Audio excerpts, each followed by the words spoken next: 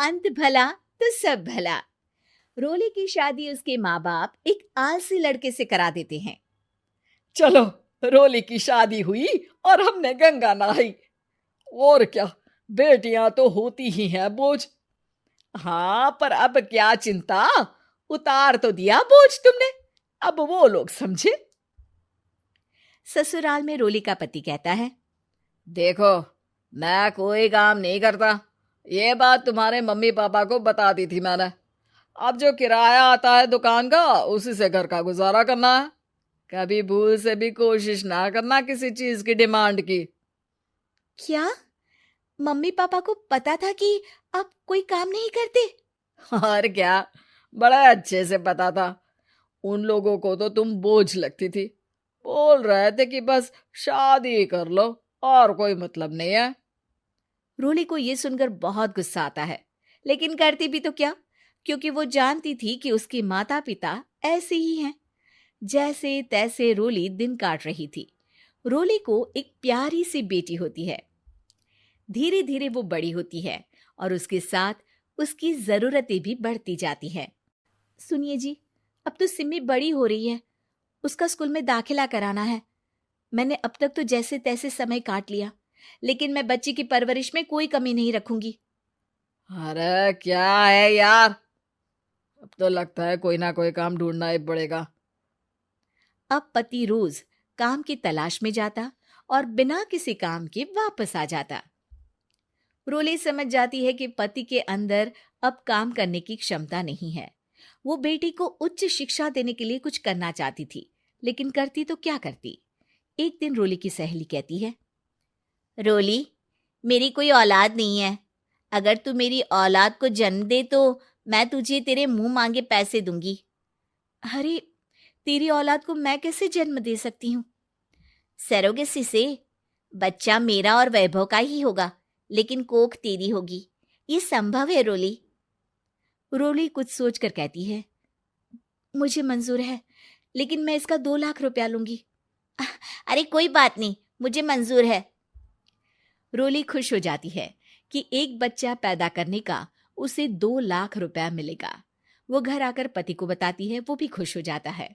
अब क्या था, डॉक्टर के पास जाकर सहेली का बच्चा रोली की कोख में पलने लगता है। मुझे 20,000 चाहिए मेरे बेटी के एडमिशन के लिए। हाँ हाँ ठीक है, मैं उसके एडमिशन से लेकर सारे खर्चे उसके अकाउंट में डाल रही हूँ। रोली की बेटी का एडमिशन हो जाता है। रोली को लगता है कि वो अब सब कुछ ठीक कर देगी। दिन और महीने आगे बढ़ते हैं। अब एक दिन, एक बात कहूं जी, काश इस बच्चे को मैं रख पाती। मैं अब इससे काफी जुड़ गई हूँ। अरे यार, पता नहीं किसका बच्चा है, अपने पास है ना अपनी मुन्नी। हाँ, लेकिन अब मैं भी इस बच्चे से जुड़ाव फील करने लगी हूँ। लेकिन मैं ये जानती हूँ कि ये मेरा बच्चा नहीं है। दोनों की जिंदगी ठीक चल रही थी, लेकिन कहते ना कि सुख का पल ज्यादा लंबा नहीं होता। एक दिन रोली की सहेली का फोन आता है। रोली, मुझे अब ये बच्चा नहीं चाहिए, मैं अपने पति को छोड़ रही हूँ। अरे लेकिन मुझे पैसों की जरूरत है, बच्चा तुम्हारा है, मैं क्या करूंगी? सहेली बिना कुछ बोले फोन काट देती है, फोन स्विच ऑफ कर देती है। लेकिन रोली के जीवन का तूफान यहीं नहीं रुकता। रोली, मैं इतना भार नहीं उठा सकता। आज पढ़ाई का पैसा मांग रही हो, कल को शादी, कॉलेज और पता नहीं क्या क्या। मैं तुम्हें छोड़ रहा हूँ, अपनी बच्ची उठाओ और निकलो इस घर से। अरे पर मैं कर तो रही हूं ना बच्चे के लिए काम, आप आराम से रहिए ना। क्या काम कर रही हो, देख रहा हूं मैं। ये छोटा शहर है, यहाँ लोगों को बात बनाते वक्त नहीं लगता। तो मैं क्या करूं? ज्यादा पढ़ी लिखी नहीं हूं, कैसे घर के खर्चे चलाऊं? और आप तो काम करना ही नहीं चाहते। हाँ, ना चाहता हूं और ना ही करूंगा। रोली को पति की बात पर काफी गुस्सा आ जाता है। ठीक है, अगर मेरे जीवन में संघर्ष ही लिखा है तो वही सही। इस वक्त पति होने के नाते आपको मेरा साथ देना चाहिए था, लेकिन नहीं, आपने तो इस हाल में मुझे घर से बाहर निकालने की बात कह डाली। देखो, ये सारी फालतू की बातों के लिए वक्त नहीं है मेरे पास। रोली, जिसकी कोख में किसी और का बच्चा था और साथ छोटी सी बेटी, पति का घर छोड़कर रास्ते पर आ जाती है। रोली के पास मायके के सिवा दूसरा कोई रास्ता नहीं होता। अरे रोली कैसी है? कितने दिनों के लिए आई है? हमेशा के लिए माँ। वो माँ को सारी बात बता देती है।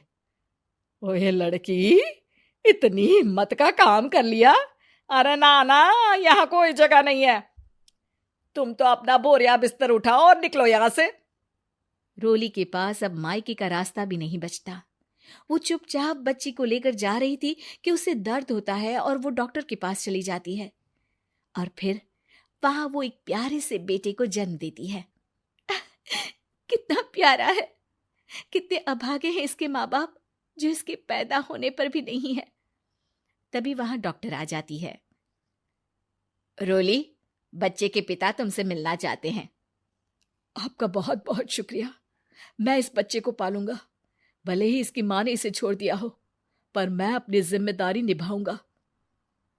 तो क्या आप मुझे इसके पैदा करने के लिए जिन पैसों की बात हुई थी वो भी देंगे? हाँ, और साथ ही आप चाहें तो मेरे घर में रहकर मेरे बच्चे की देखभाल भी कर सकती हैं। मैं उसके लिए आपको सैलरी दे दिया करूंगा। रोली को लगता है कि जैसे भगवान ने उसके लिए सुकून का रास्ता खोल दिया। वो अब मुकेश के साथ उसके घर चली जाती है, जहां रहकर वो उस बच्चे की देखरेख करती है। अब मुकेश के घर को रोली अच्छे से संभाल लेती है। उसके लिए खाना बनाने से लेकर बच्चों की देखभाल और घर की देखरेख। धीरे धीरे मुकेश को रोली से प्यार हो जाता है। रोली, तुम्हारी बेटी और मेरा बेटा बिल्कुल भाई बहन की तरह साथ रहते हैं। हाँ, आखिर है तो एक ही कोख के बच्चे, अटैचमेंट तो होगा ही ना। रोली, तुमने घर और मुझे दोनों को संभाल लिया। ये तो मेरा काम है। आपने भी तो मुझे छत दी जिससे मैं अपनी बेटी की पढ़ाई और भविष्य के लिए पैसे जोड़ सकूं। अब रोली, क्या तुम मुझसे शादी करोगी? अब मैं जानता हूं तुम्हारी भी शादी कुछ खास अच्छी नहीं रही। रोली को मुकेश की बात ठीक लगती है। वो उसे हाँ बोलने की सोच ही रही होती है कि उसके पहले पति का फोन आ जाता है। रोली, मैं बहुत परेशान हूं। मेरा एक्सीडेंट हो गया है। मैं चाहता हूं तुम वापस आ जाओ। रोली को पुराने पति की चिंता होने लगती है। वो सोचती है कि वो क्या कर रही थी। हाँ हाँ ठीक है, मैं आ रही हूँ। हाँ रोली, आ जाओ, लेकिन बच्ची को कहीं हॉस्टल में छोड़कर आना, क्योंकि मैं नहीं चाहता कि हम लोगों के बीच फिर से वो सारी बातें हो। रोली को समझ आ जाता है कि पति आज भी सुधरा नहीं है। वो पति के पास जाने से इनकार कर मुकेश को हाँ कर देती है।